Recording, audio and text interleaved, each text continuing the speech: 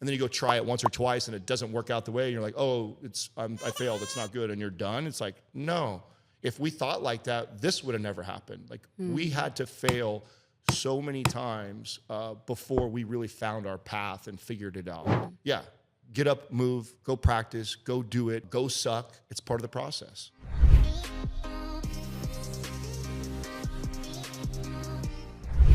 Many people know today's podcast guest from a litany of other things. I happened to live under a rock and I had no idea who he was until our paths intersected by way of an executive program that we were a part of. We're going to get to all of that in a second. But you might know him from Mind Pump Podcast. There's hundreds of thousands of downloads. They're getting hundreds of thousands of downloads a week. Mind Pump training resources and deliverables. Like this is stuff that I was training to work out with, as well as Mind Pump fitness coaching. I had the honor and privilege of speaking in that community, and I couldn't be more excited because the person I'm about to bring on to the show right about now has multiple arms of his business, along with 3 other business partners. We're going to talk about brand building, and we're going to talk about personal brand versus team brand and business brand. Welcome to the show, Adam Schafer. So glad to be here. Your episode, by the way, is still doing incredible. I still get DMs about you coming in the studio, so it won't be the last time we do. Yes, that for sure. I was a guest on Mind Pump. I have to say, I was so intimidated. I was so intimidated. Really? Gosh. It's the way the lights are all set up. I mean, and the 3 of you guys, it was just, well, the 4 of you guys, but I'm looking at the 3 of you guys and I'm just like, wow, you are definitely outmatched here. You know, I think people underestimate what that feels like. We get a lot of people that always ask us, like, you should have your wives on the show. And all of our wives are like, hell no. There's no way I'm sitting in there. I go in there and visit. I'm like, well, thanks, guys. I got thrown to the lion's den. No, it was a great episode. Definitely, we'll link it in the show notes. We're talking about my journey as an entrepreneur. But today I want to talk about your journey as an entrepreneur. And before we get there, we're probably established. You and I have a rapport. We joke a lot. Like, I just want us to be 100 with each other because, because Adam is a little bit like hard nosed. He's, I wouldn't say he's mean to me. He's just like straight out shot caller, like no BS. And so we met as part of Hampton. Yeah. It's like, how did you describe it when people ask? Well, the irony, it's kind of like a mastermind group. Yeah. And anybody that knows me from my show knows that I've talked a lot of crap about yes. masterminds. So it really shifted the way I thought about them. I mean, and I know you've done a lot, so it was great meeting somebody who has had a different experience with it. For my experience with it was like, man, there's a lot of shysters out there that are just grifting, and it just Hampton didn't feel that way. I mean, I felt the way that it was structured where you needed to, like a lot of other masterminds will sell to anybody that's willing to spend the money on it, where they curate the founders and CEOs and you have to have benchmarks to get there. So I felt like the group, I was added to your group. I really felt like, oh man, I could learn from a lot of these people. And that instantly was valuable to me. I was like, okay, you put me in a room or a Zoom with 10 other like-minded, successful entrepreneurs, I'll learn something. And this is where I feel like you and I connected so much that. Okay, explain why. Why did we connect versus, everybody connected. We all gelled, but there was like immediately you and I had. Well, first of all, you and I were the only 2 bootstrapped. I know. I mean, everybody else was, which I think, and I don't remember if you have communicated this or on your podcast or not, but that was really an important time in my life because up until that point, I would say we had pretty good success building our business. Well, you're being a little bit modest, but we can get to that in a second. But like a lot of success building your business. But go on. But I didn't think that. Right. So I actually still looked at like the VC world and the startup people and thought, and you hear numbers like 100 million valuation. Oh yeah, we exited for this much, and I'm like, yeah, I'm doing a couple million over here. I didn't feel like I was really doing it, and they all were. And then when we got in that room, I mean, it was interesting to hear all the wildly successful people that exited companies for millions and millions, hundreds of millions of dollars, and on their second or third company, and then they listened to my story and your story, and I felt they all kind of wished they were in our shoes. And so that was really good for me to hear that at that point in my career, because I thought that the grass was greener on the other side. I thought that's what I needed to do to prove that I had made it. And yet here I hear all these other guys going, oh no, I'm trying to build towards what you 2 have. And I'm like, oh, okay. So it was good. And that's what we had in common. I mean, you and I are both gritty. I think we really came from kind of nothing and built and through a lot of trial and error. And we're both, I think, very blunt and direct like that. I love that. So I'm drawn to people that, like, I'll take somebody that maybe someone else perceives as rude or too direct or over. I like that. So like, do I am a no bullshit, like, shoot it to me straight. I've got thick skin. And so when I meet somebody else that is like that, I'm naturally just attracted to that. Okay. So this is why I wanted, this is the perfect place to start. And so before we get into your origin story, because most of the podcasts that you do, everybody talks about your origin story. And when I get to that in a second, but one of the reasons I wanted you on the pod was because we were sitting in Jackson Hole. Yeah. Right? Is that where we went? Yeah, that was the last place we went. Yeah. We were sitting in Jackson Hole and we're all in a group and we're talking about the moves that you're making on behalf of your business brand. And so just to be like very clear, so Adam, actually describe the arms of your business and then not the revenue numbers, but the percentage. Like what is the core of the business? Because I want people who are watching right now to be able to see, like, I can build a business with people I love on the back of passion, on the back of just starting super scrappy and build 7-8 figure business on the back of that. Yep. Okay. So first of all, the original mission before money ever came into play was, we believe there's 3 of us trainers that have been trainers for over 2 decades. Fitness. Yeah, in fitness, that we had a lot of value to give. That when we looked at the landscape of what was being communicated on Instagram, YouTube, a lot of the information was stuff that I think we kind of felt like, oh yeah, I remember when I thought that. I remember when I thought that was the way or whatever, and that was, year 5 or 8 into my career. And we didn't feel like we were hearing the conversation that we were communicating with our clients. And so we came from a place of, we have a ton of value to give to this community of people that want to learn this information. Let's go prove that. Let's go prove that we do know what we're talking about and that we can help a lot of people. Now, let me tell you, we sucked. I barely feel like we're coming out of sucking, but after 10 years, it took a long time to get comfortable with pretending you're talking to millions of people when you're really just looking at a mic and a camera. That was very awkward for us.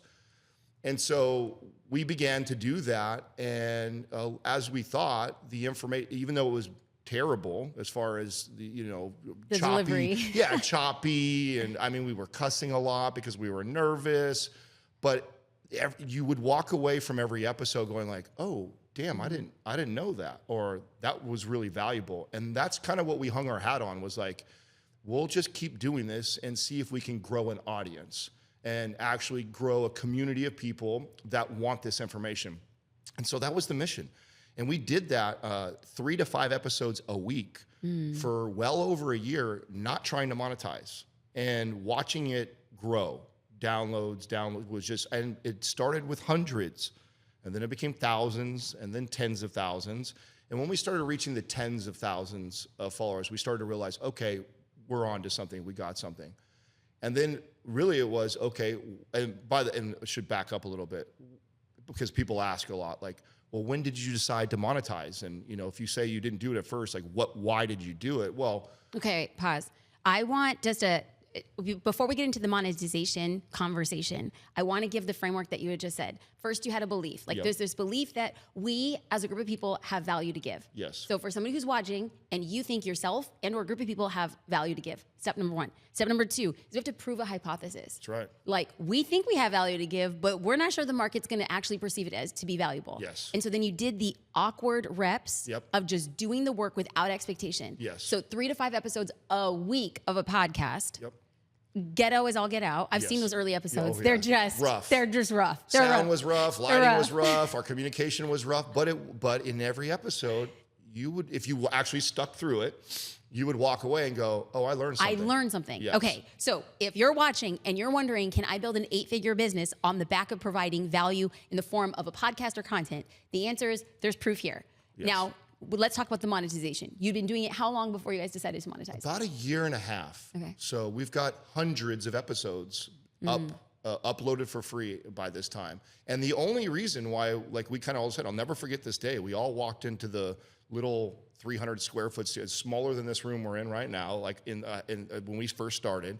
And we all had walked in, and each guy said this, like differently. I came in, I go, man, I've got a bunch of people messaging me, and a bunch was probably 3 or 5, that are DMing me, can I give you money? I didn't know what a Patreon was at that time. People were like, do you have a Patreon? Do you have a Patreon? I'm like, what is a Patreon? Didn't even know what that was. Had to look it up. Like, oh, wow, there's an opportunity that people can just donate money to our cause. Like, and these people, do you have shirts or anything we can buy? People were asking to buy from us before we were even trying to sell anything. And we each had stories like that on the same day when we walked in. And so it was like, okay, we haven't seen each other for only like 2 or 3 days. We're all in that short period of time, we're all getting messages like this.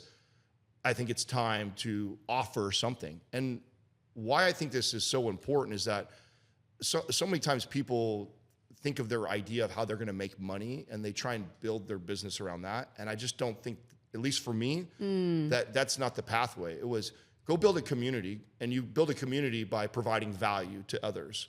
Go prove that first. Believe it or not, the making money part is actually kind of easy if you know how to just do that first step. If you can do that first step, most people buy from people they like. And so if you provide enough value for free to build a community, then the services or the thing you decide to sell is one of the easier things. And for us, the natural thing was, well, what have we all done for 20 plus years? Well, we've written programs and helped people, every type of person I've trained. You name it, I've trained that. And not just 1 or 2, but 10, 15, 20, 100 of those type of people. And then I've got 2 partners with the same type of a background. So it's like, we understand the average consumer who's trying to get in shape and how to do that correctly. And so it was like, we'll write programs. Okay, wait. Can I pressure test it? What? Can I pressure test? Can Sure. I poke holes? Can I take a sword? Go ahead. Okay, because I always think that I'm the voice of people who are listening. So, but you and I are on the same team. I do believe you build a community first and then you monetize. I 100%. Okay. Now, just yesterday, I was listening to a podcast with Aaron and Sarah Foster. They have something called the World's First Podcast. And what they were talking about, and they do very well in the pop charts. Okay. Very, very well. Okay. And so they were talking about how they've done their 200th episode, their investors. I mean, they're killing it. Okay. But they had said that what they think that they're missing is a community. Whereas other podcasters, so there's another like pop culture podcast called The Toast. Now, The Toast, they have a community. They sell merch. Like, these people ride or die. She's filling out arenas of people just coming to watch a live podcast. Okay. And that's what a community does. Okay. So there's listeners and there's community. Oh yeah, huge difference. And so how do you build, like, okay, so we're not even talking about podcasts. Look, if you're sitting here watching me like, this does not pertain to me because I don't have a podcast, I'm talking about anything. Anything. If I wanted to sell socks. Instagram, Facebook, right. LinkedIn, I don't care, blog writer. Okay. So based on what you know now and what you see, how do you start building community? Because it's one thing to say, build a community, then monetize, but people are like, that's the hard part. So there's a couple things you said that I want to elaborate on. Because a great example, and I have the numbers and the data to show this, is that you take somebody like Joe Rogan. Obviously, I'm not Joe Rogan-sized podcast. We have a good-sized podcast, but nothing compared to him. Yet we have similar partners. So some of the people that advertise with Joe Rogan. Let's go. I know where you're going. Let's go. Some of these partners advertise with Joe Rogan, also advertise with me. And I've built incredible relationships with these people for the last decade. And so I'm very familiar with the type of numbers, revenue that he does and we do for these companies. And I can tell you, we outproduce what he does, yet we're a fraction of the size. But that's because people tune in to hear from us and what we have to communicate, not for our guests. Granted, they love when I bring a guest like you on the show, but I don't care if we've had Jordan Peterson, we've had lots of big name people. It doesn't outperform the 3 of us talking about health and fitness. Because that's what we built it on. We built it on helping people with that. And yes, all those other people are great, but most of our community is tuning in to get that value from us, to get that from us. And so my point of that is that you can get a lot of attention through doing gimmicky things or being a great interviewer like Joe Rogan, but you're not tuning in because of him. He didn't really build community.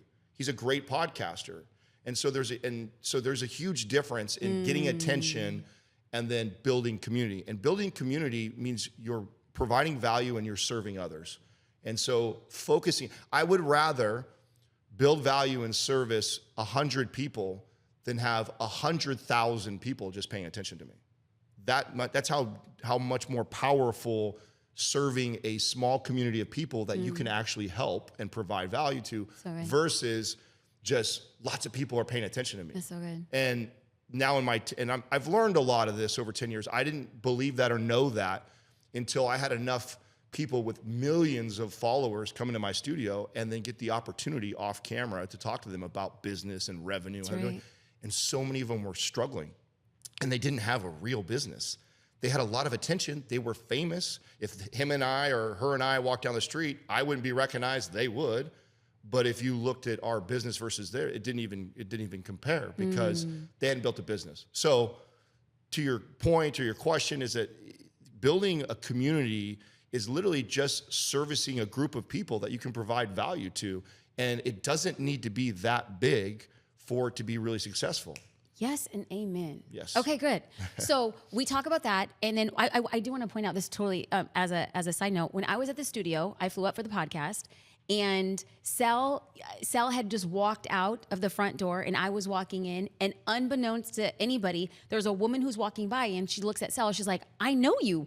I listen to Mind Pump." And now your studio is, you guys, it's a gorgeous studio, but on the front side of it, it's very obscure. Yes. Like you would never know like the magic that's made in the studio. right. And so Sal is like, "Oh yeah, you listen. Come on in. We're gonna record a podcast live right now. Oh, You're I gonna didn't watch even our know you did that. So then she sat there in the back of the room and watched our podcast, and that's community. Yeah, I know I know where you're going with this, and this is something that I try and tell a lot of these entrepreneurs that are built. Like, I don't have the same luxury today as I did when we first started, but if you commented on my Instagram or you DM, like, I'm having full-on conversations with you, regardless if you buy anything or not. Like, that's how we built this crazy community. Is there was a time when the three of us talk to all 100 people that listen to us. Right. I mean, those people feel So like good. family because they had so much of our time when we had all that time to communicate to them, because the way we looked at it, and I think this is difficult for the young generation. If you're my age or older, I think you get this, because these are rules of business before social media came around. If you were building anything, brick and mortar, and you open your store day one, and a person walked in, like, would you ignore them? Would you, Right. and would you just say hi and then walk away? Hell no. You would be so excited that somebody walked through your door that you would go over and be the best version of you and find a way to give them value and answer any question they had. And we have led and built this business that way.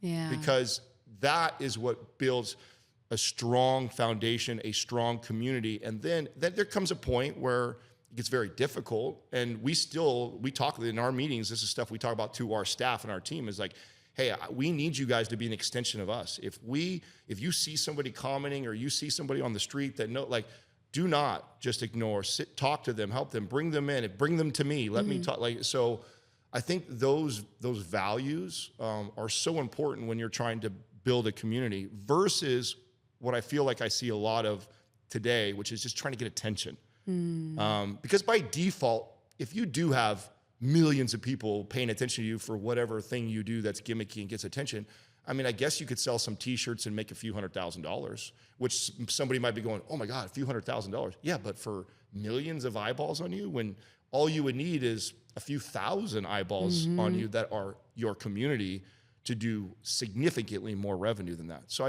Okay, so this is a good point, because you said selling t-shirts, but you guys, talk to me about when you decided to monetize. Like, what was that jumping off point? Okay, so that was like a year and a half in, and it was, let's provide, and by the way, this part I didn't share, I haven't shared this a lot, but Sal had already written the program before we even met. So he had a digital program, so I know we're bouncing a little bit here, but before we ever even met each other, Doug and him he was a client of Doug's, and they were trying. Okay, I'm gonna pause. So Mind Pump is 4 business partners. Yes.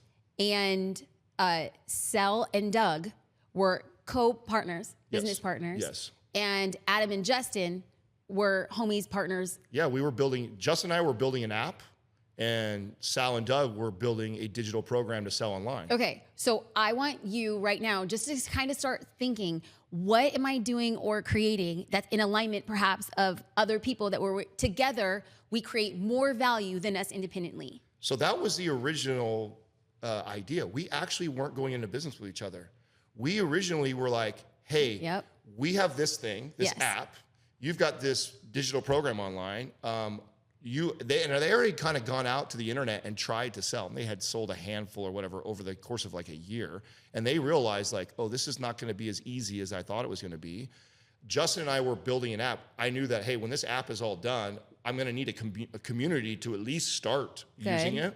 And so the thought when we got together was we agreed we had value to give to an audience that would serve both of our visions. So same demographic, same audience, yes. different offers, but together we're stronger. So yes. I really want to use this conversation, like how do we start thinking differently about our business when it's hard to get attention, hard to build community? And so this is why I think you guys did it so beautifully. So originally we have 2 separate offers. And then when you decide to monetize, yes. what happens? So we decided to monetize.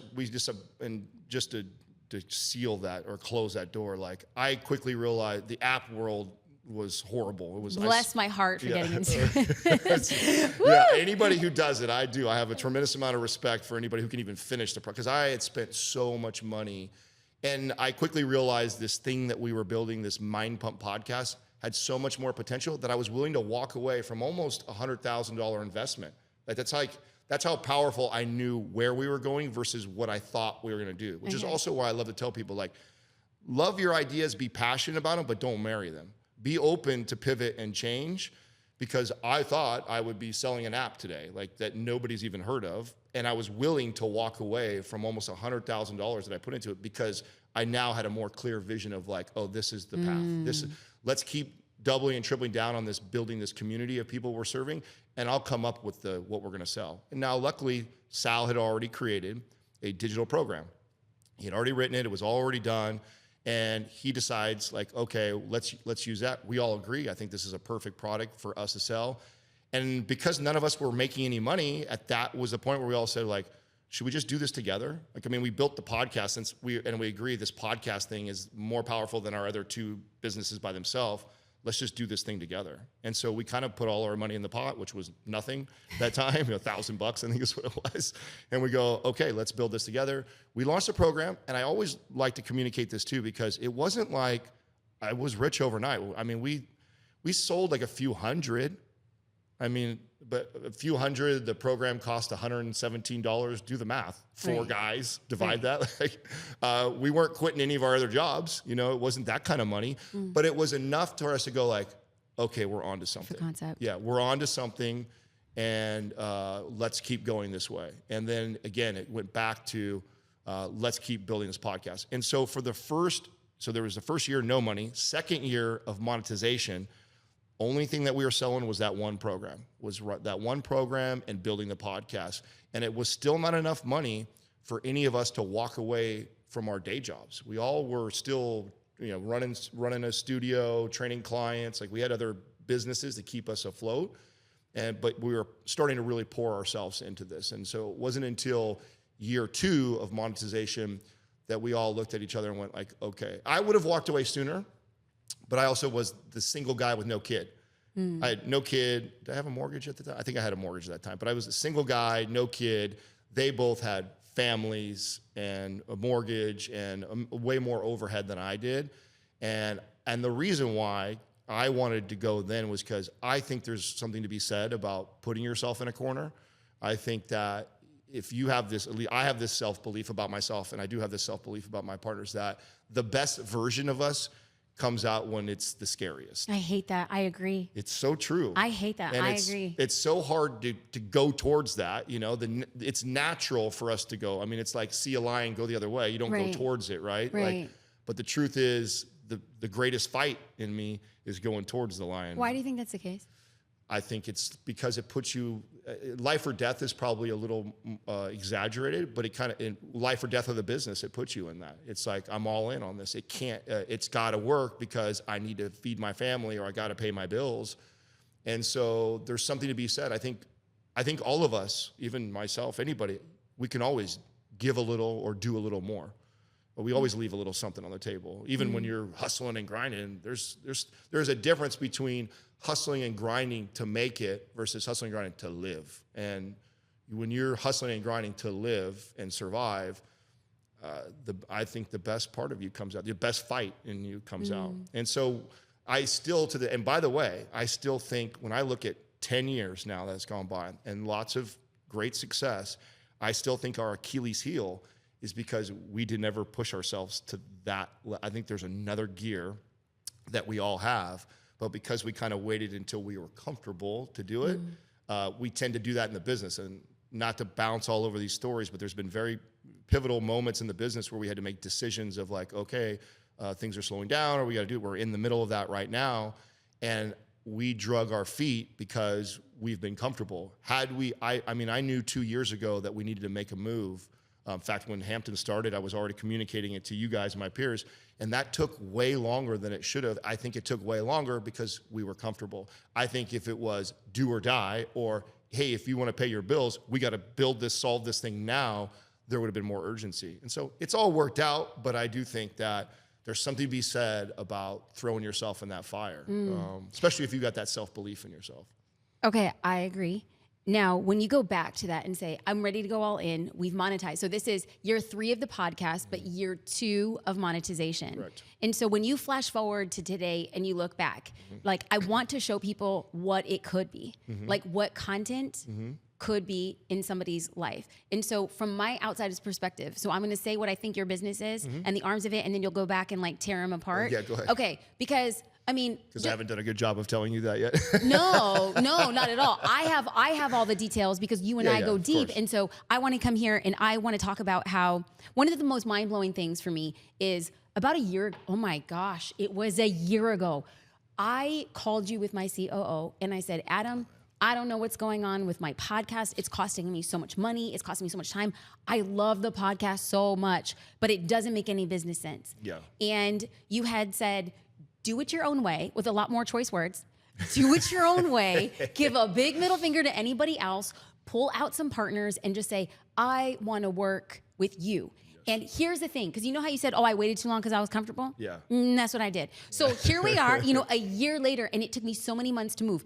And the thing that actually kicked me in the arse was when you, and we can cut this out, we can cut this part out, was when you signed a 7-figure contract for a sponsor for your podcast. Yeah. I'm not going to get into those details. Yeah. But ladies and gentlemen, his podcast signed a 7-figure deal just for one. Just for one partner. They have multiple.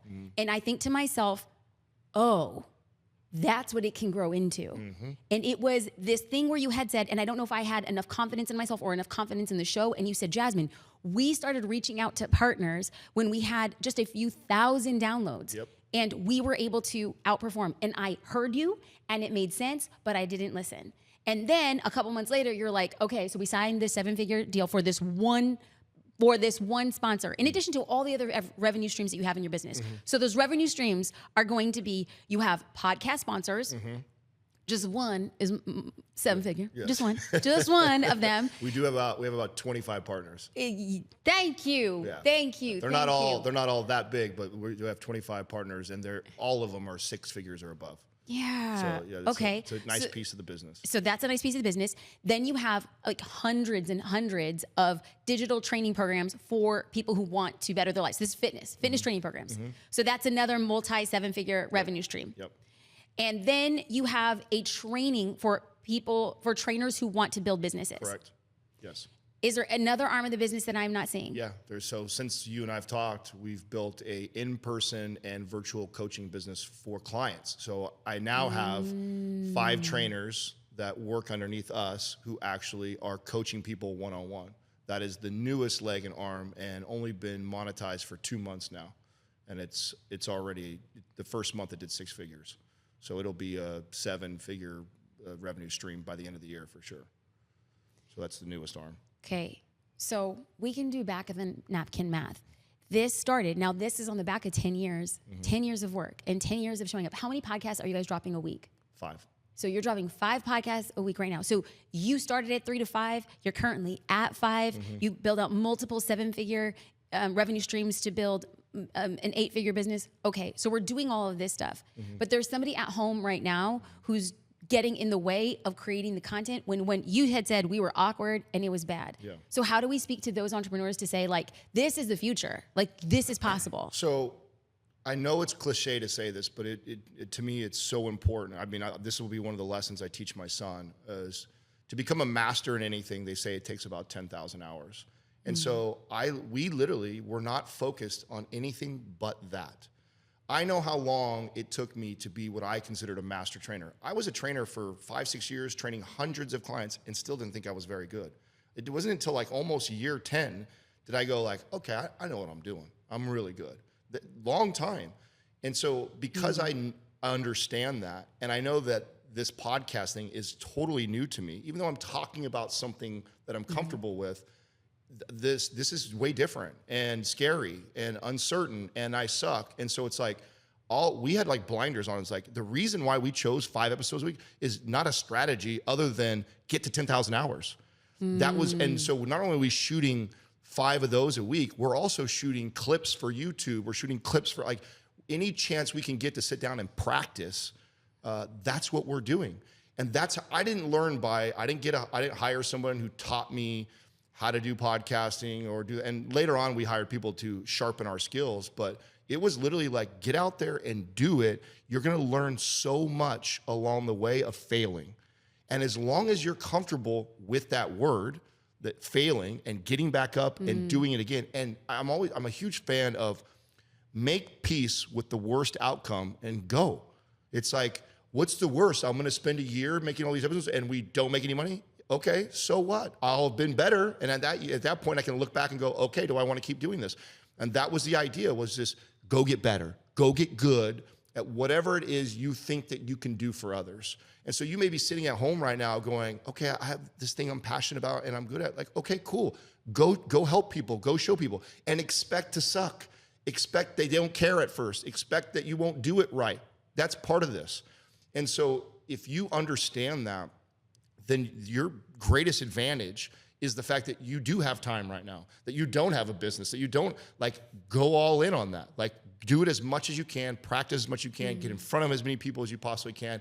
And along the way, not only are you going to start to get good, but you're going to learn so much of our success is, I know to do that because I did it all the other wrong ways first. And you just can't do that without practice. So this idea that, you're sitting at home and you're listening to people like us talk and you're like, oh, I have this idea. And then you go try it once or twice and it doesn't work out the way. And you're like, oh, I failed. It's not good. And you're done. It's like, no, if we thought like that, this would have never happened. Like we had to fail so many times before we really found our path and figured it out. So yeah.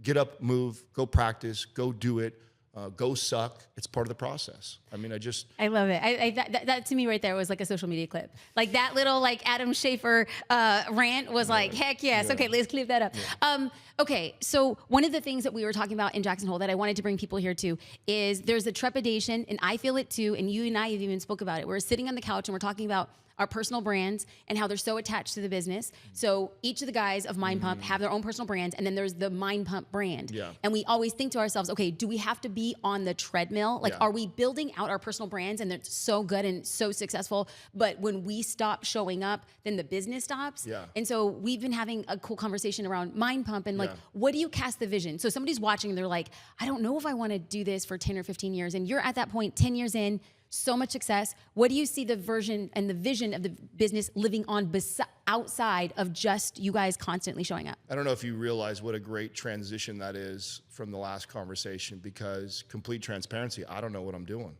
Well, welcome to the club, bro. Yeah. Let's go. Let's go. I mean, honestly, I have ideas, I have a vision, I have a plan, but I also could very much so fall on my face, and I'm probably going to get some bumps and bruises along the way of this, because I had a vision for us that, and it's kind of a crazy one, building a personal brand, that I wanted to scale up and scale out.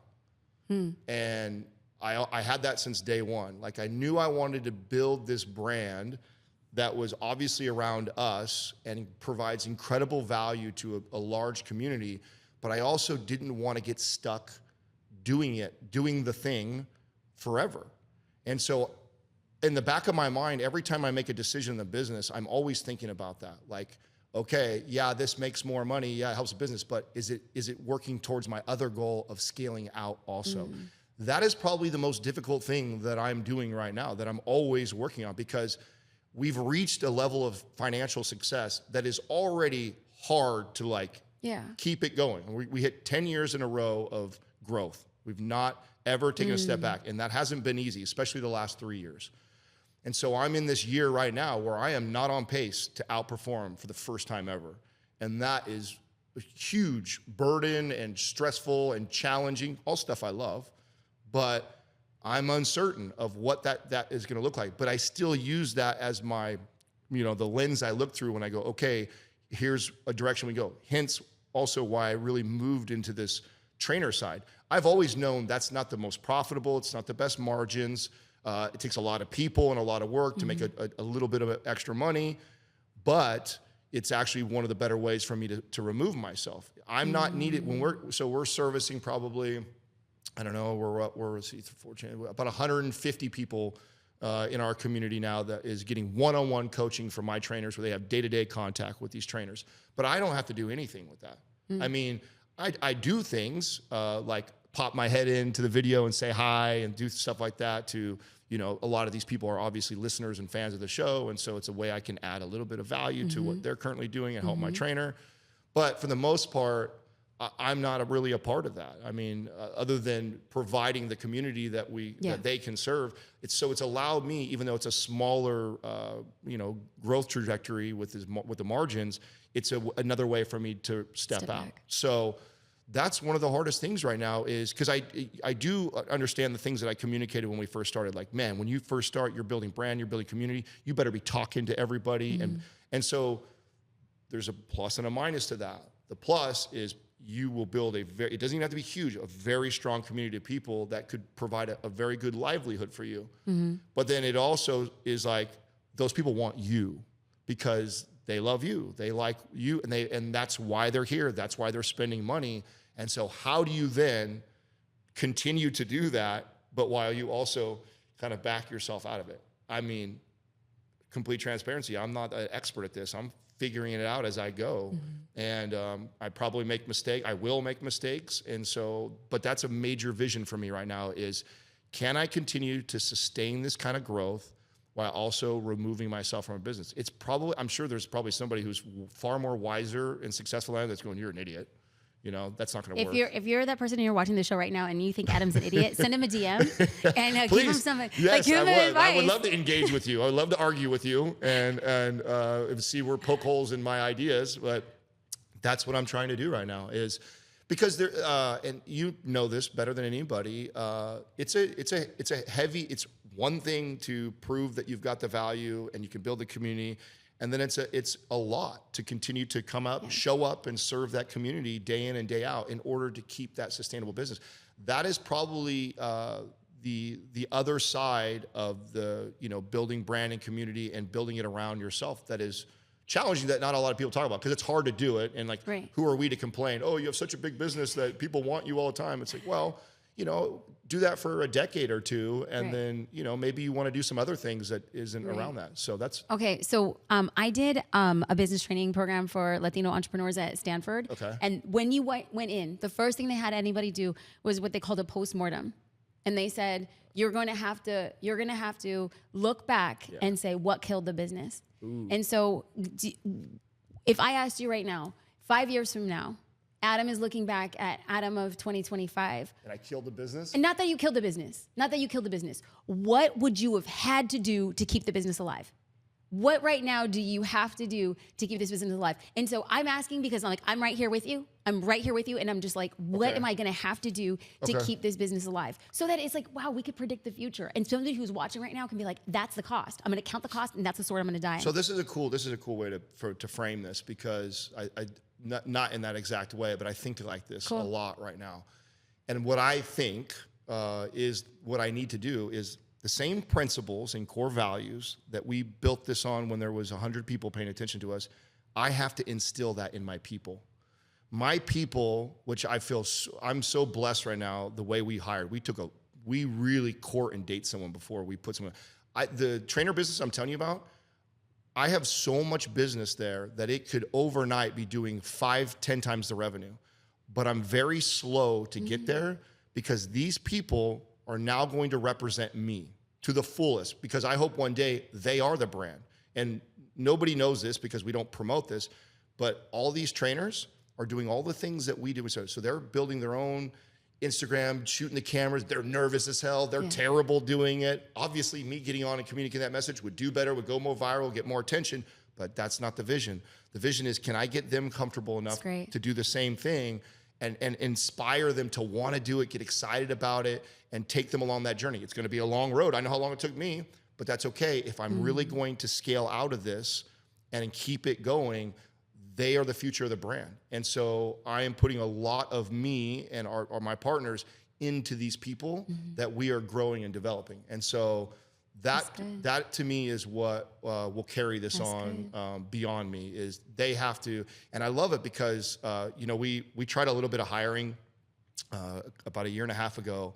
And, it's so funny because I've made this mistake before. I needed to learn it again, I guess. I was looking for someone who's already kind of famous online or is very comfortable in the camera and this and that. And what I figured out was, no, I need somebody who is just in love with the brand and like the mission and the vision, and is actually green, raw, and not very good. Yep. Like that person, and what I'm finding is shaping and molding them is obviously a longer path with the practice and reps in it, but their heart, their values, they're so aligned with us. And so I'm in it. Like I get it. Like that's what I feel like. Okay, this is the path. It's going to take me a little bit longer to get these people. But if they can impact people the way we impacted people, they will carry this brand on long beyond us. And so that's where I'm at right now. Right now, it's like figuring that out. I mean, right before I came here, I just wrote a long text to to all of them I have to remind myself of this, like that's what I'm doing. And so reminding them of the vision and thanking them when I see things that they're doing well, because if this is going to continue 10 years from now, and I really did what I thought I could do, which is scale out, they have to become us. They've got to become us. And so I hope one day that the way it'll probably look is that and I think you actually gave me this idea, because I was like, man, I don't see the three of us coming off the podcast completely and then three other trainers like coming. That just won't work. But if we introduce one of them. That's what I said in Jackson Hole. That's what I said. Yes. And if I just introduce them periodically in there and see how everyone receives them, I can slowly transition that way. And then maybe it's only 1 episode a week, and then maybe it's 2. So I believe that. But what I didn't know before was that I thought I needed to find a personality that already had this skill. And actually that has not worked for me. What's working for me is finding these young kids that are we changed their life. They've been listening to us since they were 19, 20 years old. They've been listening for 10 years, are now 30-year-old adults. And they're like, I believe in so much of what you're doing. I want to do this, and teach me, show me. And it's like, oh, this is the way. This is the way. That's good. Yeah. That's so good. That's good. Okay. So I just want to do a brief recap, and then we'll do some flash fire at the end. Okay. So we started off by creating a community because you believed that you had value to give. Not necessarily that you had a business idea. That's right. Not necessarily that you had like a skill set that you're like, I'm going to immediately monetize. It's we can create value. Yes. And instead of selling one particular product, you got a group of people to say, hey, we share an audience and we can create a win-win. Yes. And then all of a sudden, people started asking you, how do we go deeper with you? How do we give you money? Yep. That was a clear indication that we're ready to sell something. Yes. You guys start off with a digital product. It's a good testing ground. It has a lot of margins there. Yep. And you expand the business from there. Yes. And then along the way, when you are building a community by value, that's how you're actually going to create multiple revenue streams within this. And one of the things that you had said was to start small and get a proof of concept. Yes. Have no attachment to the outcome. Yes. And then another thing that you had said was your willingness to take action, to get scrappy, and fail. Yes. And so we start stepping into that. And then we talked about this idea of what is going to have to be the idea, the thing, or the mechanism that will allow you not just to continue to scale and grow the business, but to scale out so that you are creating a brand that goes beyond just you. Yes. A brand that goes beyond just Adam, a brand that is Mind Pump. And we talked about the pathways. Now, we don't know if that is the pathway, right? But you're hellbent on learning what that's going to be. And so for people right now who are watching and they're debating media company, content, do I have the value? Do I have the thing? I want to ask 3 questions, and I want you to go back to not the Adam that you were, because you were like toe-headed, scrappy out there in the streets making it. You are going to win. Adam was going to win. But there's people who maybe don't have that level of confidence. Yeah. And so let's go to the person who says, I have value to give. I know who I want to serve. I can't exactly get to that point. Well, there's something that we haven't really addressed that I do want to address, because I know I get this question a lot. You have to also remember that the podcasting was its own journey of sucking and getting good at that. But what you also have to remember is I sucked as a trainer for 10 years before that, getting good at that first. So a lot of people are listening right now going like, oh, I think I have value to give, and maybe there's a couple things I'm passionate about. It's like, well, how long have you been doing that, and have you become an expert on that yet? And so before you put the cart before the horse, and if you really have this vision and you want to do this, go get good or great at that thing. Okay. And that's actually more important than the podcast, media, building the community, because you still haven't even proven that you're really good at the thing you think you're good at. Like, go do that and focus on that. Then we can talk about the community and the podcast and whether you use YouTube or whatever medium you use. It doesn't matter, whatever.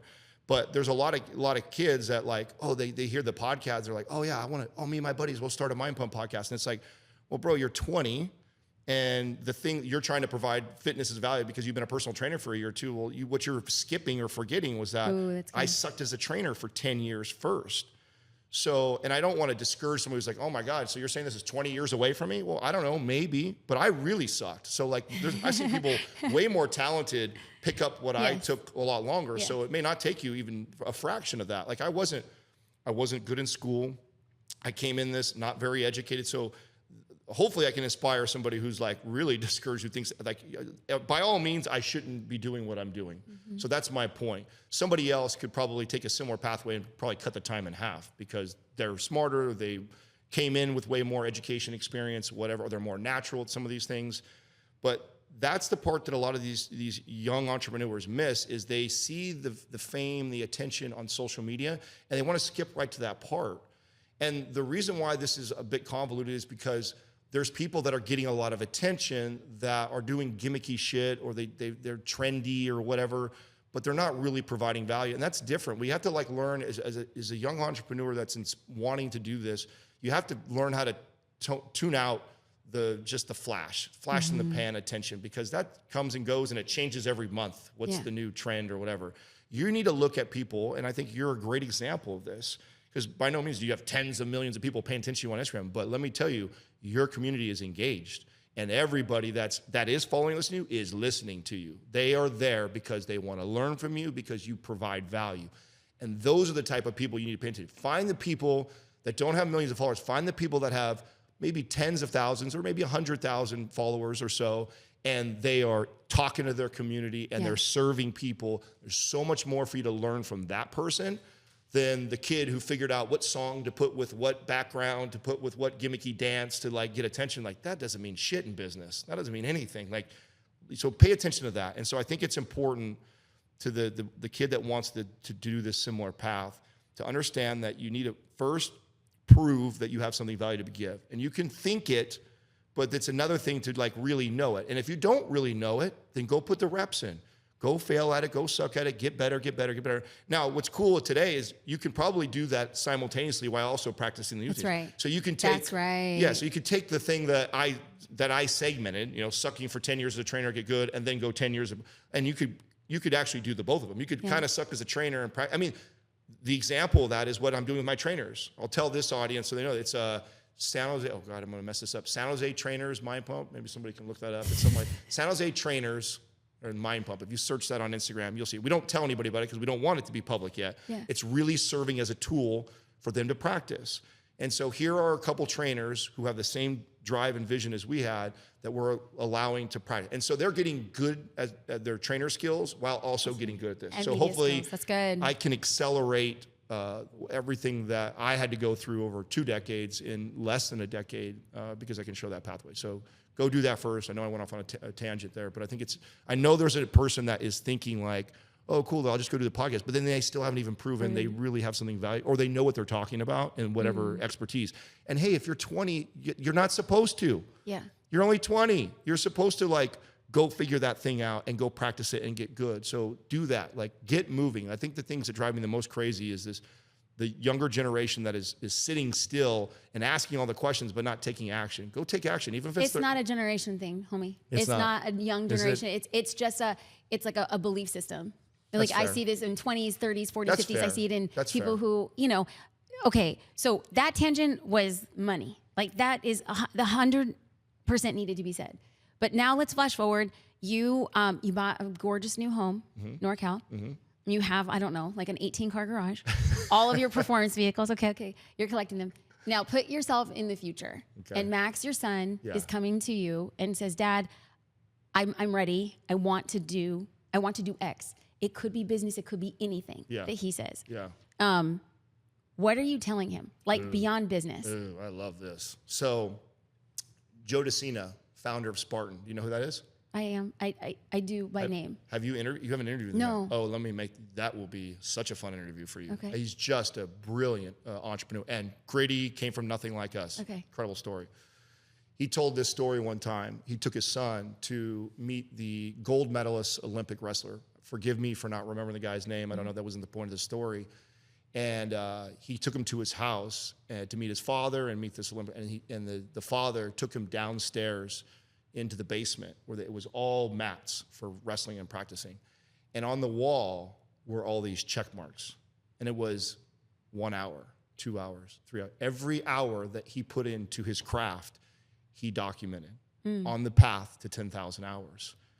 And you can see well over 10,000 hours. It's just I can only imagine walking in and being in that room and seeing that and the impact that hopefully made on his son. Whatever my son wants to do, I don't care what it is. I'm going to be all for it, right? So whatever he says to me, and then the thing that I'm going to teach him is that awesome. You want to do whatever? Let's go get 10,000 hours in. Because do you want to be? Or first, I'll put it back on him. Do you want to be great? Do you want to be one of the best at it, or do you just want to be okay at it? I want to hear him tell me like, Daddy, I want to be great. I want to be the best. Cool. Let's go. Let me show you what that work looks like. And it's 10,000 hours. And let's start it. I'll do it with you. Let's get going. And so I want him to be focused on the work that it takes to be great, not the outcome, not the cars and like all the shit that comes way later. It's let's go be great. And being great, boy, it takes a lot of work. And it's gonna be a long road, but boy, it's rewarding when you get there. And so in most people, son, they give up after hour 50. Hour 100. Very few people make it to thousands hours or 10,000 hours. But what happens? Max is 400 hours in, and he's like, Dad, I don't think this is for me. What do you do then? It's such a great question because it's not something that's even close to me yet of having to handle that. And maybe I'll articulate this wrong today and change my mind because I have on so many things with raising a kid, as I'm sure you know. That'll be interesting. I think if he's in a place like that, because I also don't want to force him to do something. Okay, I'll clarify. Yeah. He still loves it. Oh, okay. He loves it. Oh, well then that's easy. He still loves it. He said, I'm almost going to laugh at the situation. Son, this is part of it. You know how many times your dad wanted to quit or hated the thing he was doing? There's hundreds of times that is, and if I did a good job, and I know we skipped to that part, that's the type of stuff that should be communicated at the beginning of it. Son, there's going to come a time when you don't want to do this. That wrestler that was doing that, let me tell you, you talk to his father, he'll tell you there was many times he probably laid there crying, wanted to do something else, failed, got beat by somebody else. That is going to happen on this journey. On your way to 10,000 hours, you're going to get beat up. You're going to lose. You're going to have weeks where you feel like you went back 100 sessions. You're going to have those moments. That is part of this journey. That is why so many people quit. That is why people won't make it to 10,000 hours. And so if you love this and you truly tell me you love this, then like this is part of the game. So, and I believe this is a lot of parenting is, and this helps being a 40 plus year old raising a kid for the first time. Like as a 25-year-old, I wouldn't know to do any of this shit. I know how important it is for me to forecast things for my son today. Communicating with him, what to expect, what it's going to be like, being patient. So a lot of that stuff, when the day comes, I mean, for me, the day that he just says he wants to be good at or great at something, I can't wait. I don't even care what it is. That switch right there, now dad gets to come in. Now I get to go, okay, let me show you the pathway to that and let me tell you about it. It's ugly and it's not fun and most people quit. But I mean, we have a thing, I'm gonna get me all emotional talking about my son. Give me a second. I didn't know that was gonna come right there. He gets me like that. We have a saying that is, Schafer's never quit.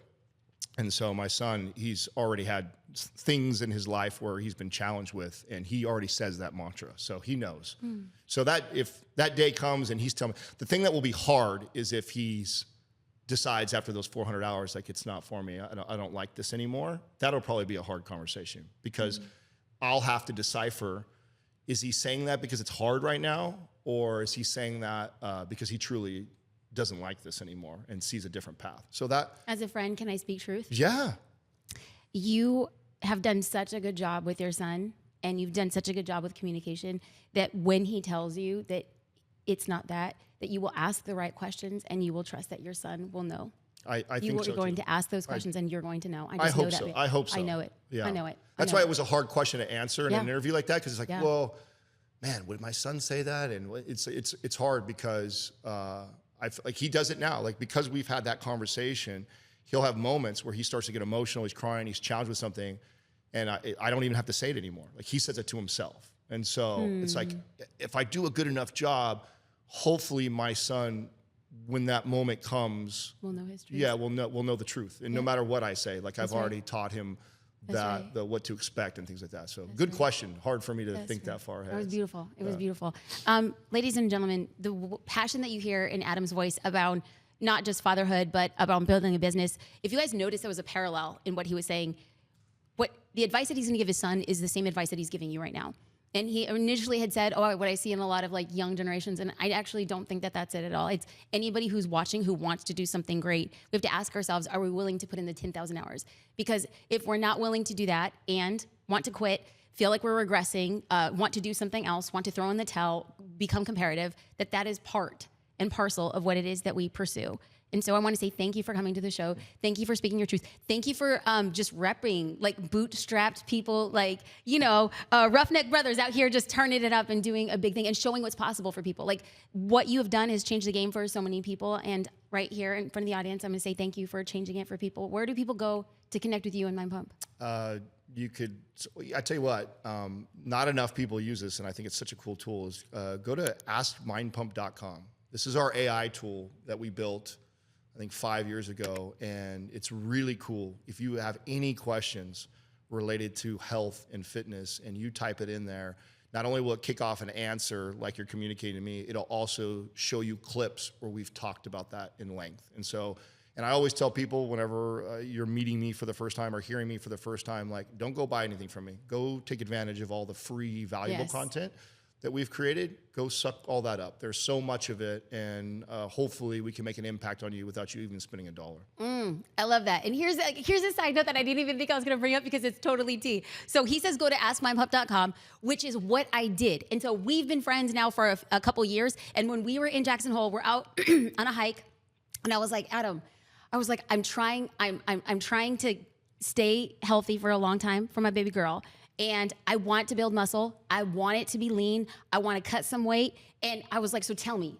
This is like the thing that every trainer gets so annoyed with. Like, what's the silver bullet? And then you look across from me and you just say, listen, I don't care what you eat or what you do right now, because you're lifting and all I need you to do is hit your protein goal. You're like, you can worry about all that other stuff. If you hit your protein goal for the day, you're fine. And I'm telling you, I was like, I didn't believe him, so I go to Ask My Pump. AskMyPump.com, and I'm just like, I'm this many pounds, and I want to lose this. And straight up, it gave me the same dang answer, but with a lot more resources behind it. And so, AskMyPump.com, just save some time. You're going to be getting their answers from hours and hours and hours and hours of podcast, a deep research work around health and fitness. Adam Schafer, you're the best, homie. Oh, you are. Like, just you, I'm so Katrina. glad we finally did this. I am so happy we did this. Thank you. Like, Yes. so many impacts. So many people are going to be impacted. I appreciate you. Thank you for watching and listening to The Jasmine Star Show.